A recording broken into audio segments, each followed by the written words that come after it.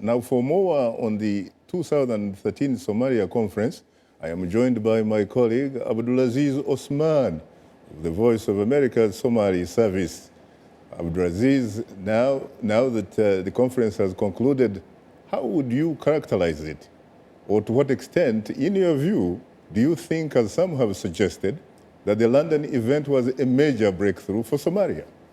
Thank you very much, Shaka. First, I think the Somali conference in London was a big boost for the Somali government because the accomplishment of Somali conference in London was what the Somali government wants, which was help and assistance. Somali government wants to rebuild its military force, its police force, and its justice sectors. So at the end, they get what they want. The conference has pledged more than $300 million in aid. So I could say the conference has accomplished what the Somali government wants. What about the aspect of bringing Somalia and Somaliland together? Was that tackled? That has not been tackled in the conference, but the Somaliland has today spoke to VOA Somali Service. The Somaliland foreign minister has welcomed the outcome of London conference, and they said that they hoping that they will get their part or their share, whatever has been pledged in London. So even though Somaliland has rejected to attend the conference, but it sounds like Somaliland was not objecting the outcome of the London conference. In talking with the people who attended the conference, do you sincerely get the sense that the conference met all their expectations? It depends on who you ask, but when you talk to the Somali government side, they will say they wanted what they want, which was to get acceptance, to get international recognition from the international community. This is the first time that Somalia has hosted an international conference for Somalia. So if you talk to the Somali government, they will say, we actually get what we want. But there could be some other critics who are saying, even though the conference is helping Somalia to rebuild its own destiny, but there are some lags because some of the regional administrations in Somalia were a little bit, critic to the Somali. But overall, the Somali community in diaspora or in Somalia has welcomed the conference in London. Abdulaziz, you know that there is a school of thought which tends to promote the idea of African solutions to African problems. Can you explain to us why a conference on Somalia had to be held in the British capital rather than somewhere on the African continent? I think, Sasha, the reason why the conference was held in London is because now Britain is more involved in Somali issues more than before. You know, Britain is the first country in Western nation who has reopened its embassy in Mogadishu. The United Nations Security Council, the Secretary General of United Nations, Ban Ki-moon, has recently appointed his new envoy, a British diplomat. So Britain is leading now in efforts to rebuild in Somalia. So I could say the reason why the conference was held in London, because you could see that the international community, especially the Western country, including Britain, UK, are this time showing Somali and Somali government that they are willing to help, because if they don't help it now, it's going to be too late for them later on.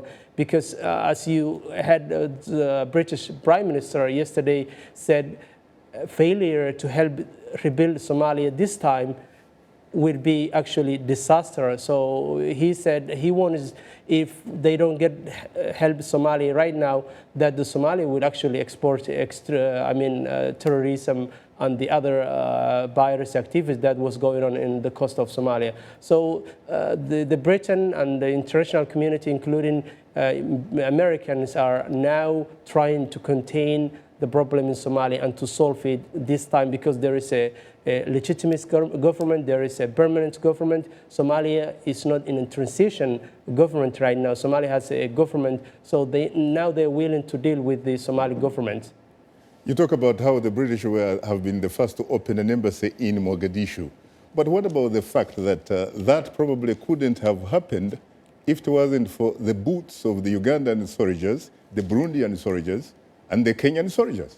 You're right. I mean, but you have to know that the Britain and Americans are those who are paying the bills for the AMISOM troops in Somalia. Without that fund, without that money, the AMISOM couldn't be able to actually kick Al-Shabaab out from the major cities in Somalia. So Britain now is leading in helping Somalia to rebuild itself. So I can see Britain is more involved and more committed in Somalia than before. And that's why, and even the Somali government actually is willing to talk to the Western countries like Britain, who knows will have a major impact in Somalia. Final question, Abdulaziz. The AMISOM troops have been on the ground in Mogadishu since 2007, if I got it correct. Can you talk to us frankly when it is that the Somali government is going to help build a military capacity to protect its people? I didn't get that question. I can't hear you, Sasha. I'm sorry. What did you say? What I said was that the AMISOM troops, the AU-sponsored troops, have been on the ground in Mogadishu since 2007. When is it that the government in Mogadishu, frankly, is going to develop a military capacity to protect its people and its territory? That's a good question. The Somali government, especially the President Hassan Sheikh Mohamud, is now trying to rebuild Somali army. And to rebuild Somali army, you need money and you need investment and you need aid. That's why the president was hosting yesterday's London conference. So I cannot say Somali government would probably say at the end of the day that its military forces are capable of doing restoring peace in Somalia. But I think some years to come, still the Somali government wants the AMISOM troops to be there to help them. Because, you know, Somalia is a large, especially in southern Somalia, where still Al-Shabaab and militants are still operating in some areas in southern Somalia. So it's going to be premature to say that the Somali government will one day, I mean, I'm not saying one day, but will soon be able to restore peace and security in Somalia. They will still rely on AMISOM troops in Somalia for some years to come. Well, someone might say, of course, that it really has nothing to do with the resources rather than perhaps lacking the political will, because the last time I checked, Somali soldiers have been trained in Uganda and in Kenya. You're right. I mean, the Somali forces are being trained not only in Uganda, in Djibouti, and even in the bordering side with Ethiopia. So there are more troops being trained by the AMISOM actually troops or by the other assistants from EU countries, I mean European countries. But still, I cannot say the Somali forces are ready to take over from AMISOM troops. But the Somali government, especially the president, has said that they need help, they need money, they need even money and cash to pay salaries for Somalia, let alone actually Somali army be able to take over from AMISOM. So it might gonna need some time actually for the Somali government to be able to actually take over from AMISOM. So I cannot say they are ready right now, because they are not. But soon, if the international community is willing and is committed to help Somalia, I think it might one day happen that the Somali army will come back and stand its feet on again and take over from AMISOM. Well, thank you so much, Abdulaziz Osman, for your insight.